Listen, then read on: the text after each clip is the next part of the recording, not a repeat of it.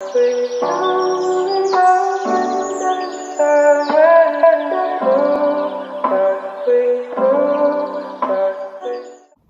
what's up you guys? Hi.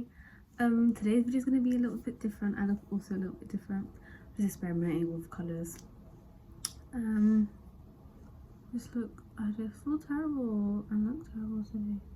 Hi.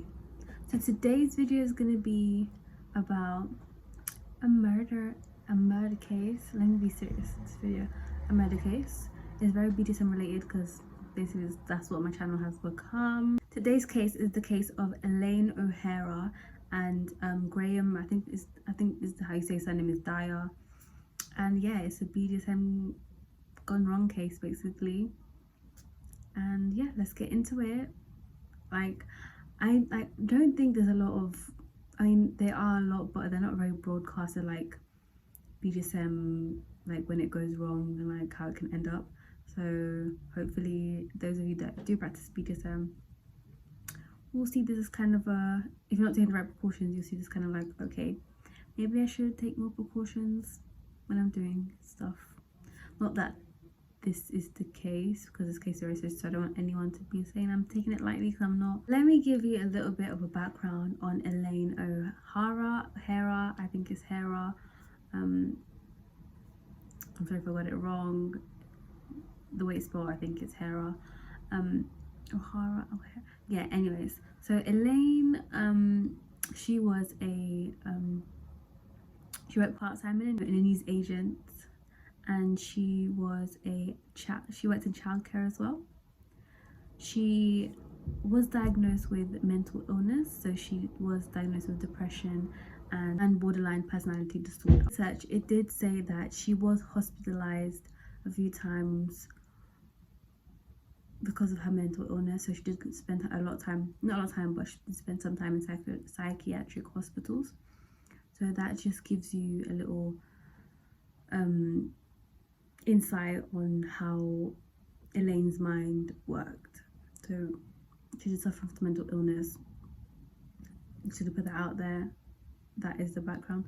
That's the background information I could find on Elaine. Lived in Ireland, Dublin, in a place called Black Rock. That is where Elaine lived, and that is also where she unfortunately disappeared. So 22nd of August 2012, Elaine was a volunteer at the 2012 tall ship race. What tall ships race is just sailing, so basically people that race with their boats, that's what that is, and that's where she was volunteering on August 22nd, 2012. So initially when Elaine disappeared, everyone thought that she just disappeared, that was it.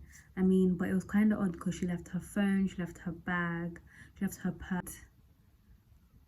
What was also odd was that the security footage that caught Elaine leaving her house showed her leaving her house with a different phone than what they found at the scene. The last place anyone saw Elaine was in Shangana Park, I think that's how you pronounce it.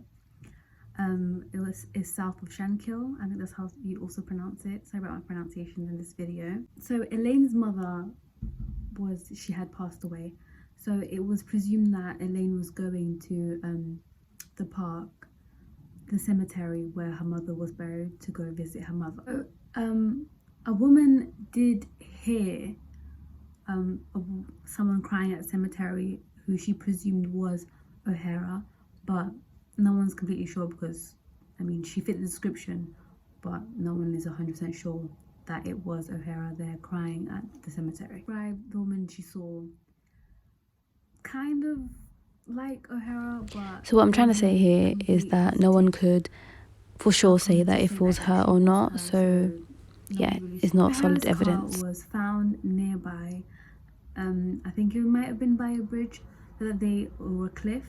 I think it was by a cliff. I'll put it there if I'm incorrect. And so they just presumed because of her mental history, which is part of this, and her mental state, that she had just committed suicide. But later on they would find that that was not the case at all. So on September 10th, 3 days before O'Hara's body would be found, William Fegan and his brother and another man that were with them found a bag in the water. in a play in I think it's called Vatry Water in a reservoir. Normally the waters there are about 15 feet to 20 feet, but because it was very hot, the water was at now 12 feet. So I'm presuming that is why they were able to see the bag in the first place. The shallowness of the water allowed them to find the bag, which otherwise, if it wasn't so hot and the water wasn't so shallow, they wouldn't have found the bag. The bag would have been buried underwater. So in the bag they found handcuffs, clothing, handcuffs, a ball gag, restraints and leg restraints. The next day, Fegan handed in the evidence that he found to the police station. I think it's called Roundwood Garda station. He handed in the evidence to the police. So once the police got this evidence, they did further investigations, I think around the area, and they found keys, a leather mask, a knife, and an inhaler and a chain with a ring on it. They also found a loyalty card on it, and the ring was believed to be O'Hara's. They then searched the lake again September 17th and October 3rd, found 2 Nokia mobile phones, which is strange. I think having 2 phones is very strange. It seems very sketchy to me. 2 phone batteries, a pair of sunglasses, a rucksack, a pair of framed glasses too. And the prescription of the glasses matched O'Hara's glasses. So I think from then it was quite obvious that it was not a suicide. The person that found the bones was a person that walked the dog regularly, and she found the bones. So it wasn't the police. So she had contacted the police after, when she was concerned that those were human remains. So only 65% of the body from the bones were recovered, and later on it was identified that the body was in fact O'Hara's body. They only found out that this was O'Hara's body through dental records. So as police furthered this investigation, they found out that O'Hara was on some fetish websites, one called, I think it was alt.com, and the name Help Me Learn 36, I think it was, and she had contacted a man with the username Architect72. So these 2 profiles were linked through Gmail, and obviously that is a lead because this woman is now found dead. They didn't know what happened, so they have to go through any leads possible. Went through her Gmail, and they noticed an email they noticed this Gmail account named Fetish Boy, which was connected to an architect called, can you guess who it is? Like, I'm just like, can you guess? So the guy was Dwyer, and the police found out that O'Hara and Graham were having a sexual relationship. They had a really intense relationship. Their relationship included bondage, knives, and violence. That was their relationship. So I don't know if the police are exaggerating the violence aspect of it, but considering that it led where it led, I can't say that they are. But the media do like to smudge a dirty name on BDSM, so I'm not sure, but do with that information as you will. So they had an intense relationship since 2012, and on a laptop, I'm not sure whose laptop it was, there was a sex video, and apparently it was a violent sex video. But if you know anything about BDSM, which I'm sure you do, otherwise you know my channel, it can get a bit rough, but obviously it should all be consensual, as we all know. So yeah, these videos were retrieved from both their laptops. Their homemade sex video, which apparently was very violent. So their relationship did take a kind of break, but they rekindled this relationship in 2011. So Dwyer Graham contacted O'Hara, Elaine, and that is how their relationship rekindled. He contacted her on a prepaid phone, which to me is also very sketchy. A lot of the time, people have prepaid phones because they're trying to hide something, or they don't want to be tracked. So on Graham's phone, he had himself under master and O'Hara under slave, which, I mean, it's BDSM, so I don't know why the media makes it seem like it's so dirty. Like, everyone does what they want to do, like, just let it go. I mean, what happened was horrible, is horrible, but you shouldn't smudge and make BDSM seem like such a dirty thing. But anyways, yeah. So they were to each other, they referred to each other as master and slave. So reading the text, some of the text that was sent between Graham and Elaine, they were quite disturbing. One text sent from Graham said, "I would like to stick my knife in flesh while I am sexually aroused, and I would like to stab a girl to death sometime." Now, to me, if I got that message, I would run for the hills. But I'm guessing that didn't scare O'Hara. Which I'm surprised it didn't, because they carried on texting. Another stabbing text from Graham was one that said, "I have a huge urge to stab, rape, or kill. My urge to rape, stab, or kill is so huge. You have to help me. You have to help me control or satisfy it." Now this man, you can tell this man is deeply disturbed. I mean, there's only so far that you can use BDSM as an excuse for the pure evil that is going through your mind. Because I don't understand why you'd want to rape, stab, or kill someone. Try to cover it up with BDSM, but I know, to each their own. Whatever. He's behind bars, so thank God. So now let's get a little background on Graham. So Graham didn't have any history of violence, nothing, no records or anything. He finished school, he became an architect. He married a woman called Emir Makshia, who soon became pregnant with their son. Like, that's it. I'm not gonna give. He has 3 siblings. I'm not gonna put the names because it's not their fault what the brother did. So I'm not gonna give too much spotlight on him. I mean, he did what he did, and I mean, his past was always his past, but what he did is much bigger than his life, really. So he didn't. The only thing that his wife could testify against him was that he did admit to having a fantasy about stabbing a woman during sex. That is the only thing that his wife testified him against, according to my research that I've done and what I've seen on the internet. But you can only trust the internet so much. And as crazy as this sounds, he started bringing knives into the bedroom with him. I think mostly when they were having intercourse. And they split up like any sane woman would do, really. They split up, and a year later he started dating someone else. So with all that evidence they gathered, they finally had a warrant for the arrest of Graham. So he initially denied knowing O'Hara, but that was refuted because there was semen on her bed, which I'm assuming they attached to him. So he couldn't really deny that he didn't know her if his semen was on her bed and it was his. And then he also later denied murdering O'Hara, which, I mean, sure, you can do that because we can't be certain that he did it, but you can't deny not, and you cannot deny knowing her because there's literally physical evidence of you in her home. So in the trial, they did show these sex tapes. In the trial, they presented footage of the violent sex videos, the crazy messages, and much more evidence.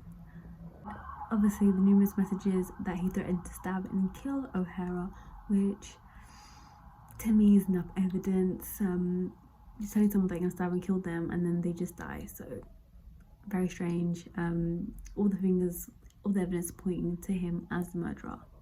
And despite all the evidence, his defense attorney said that there was no evidence pointing towards Graham murdering O'Hara, which I think is bull crap, because he's literally telling her they want to stab and kill her, yet he says there's no evidence. The defense team also used the fact that the police and her family first thought that she had committed suicide as a case. I mean, yeah, she had mental illness and stuff like that, but it's very clear that she did not kill herself.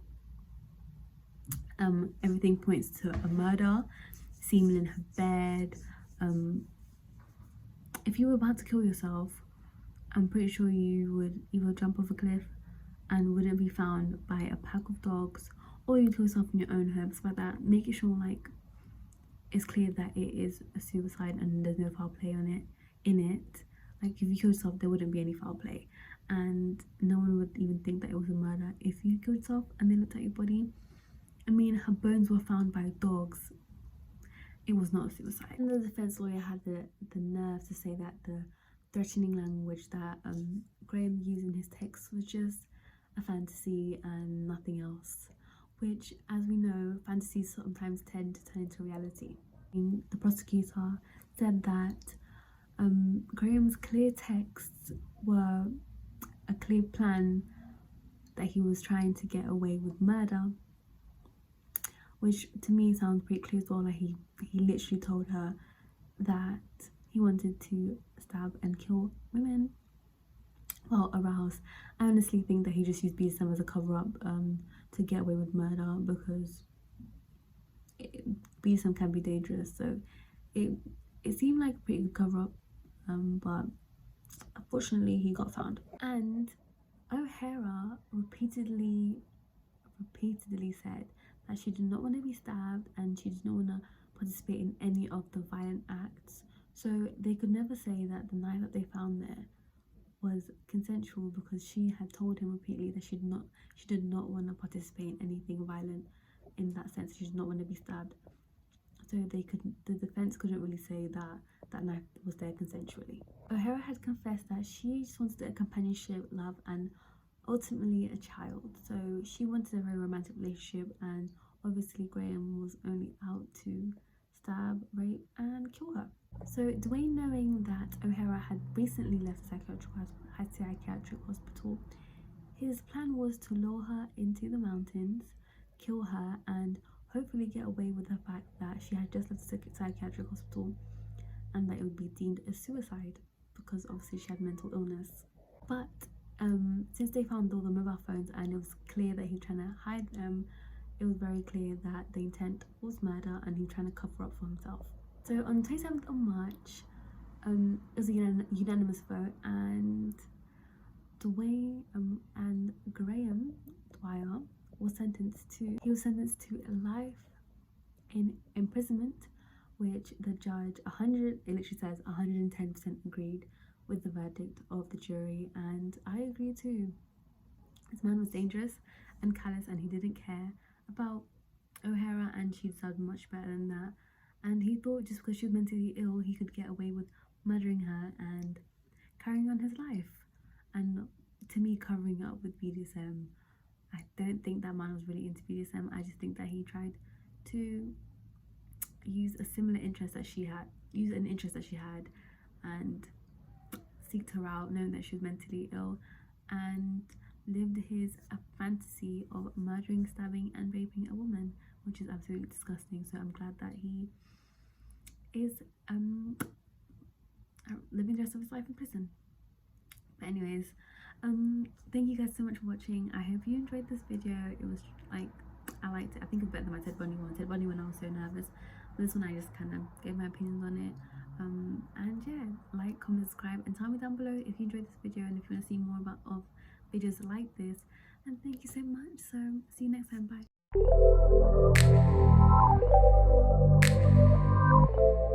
Bye.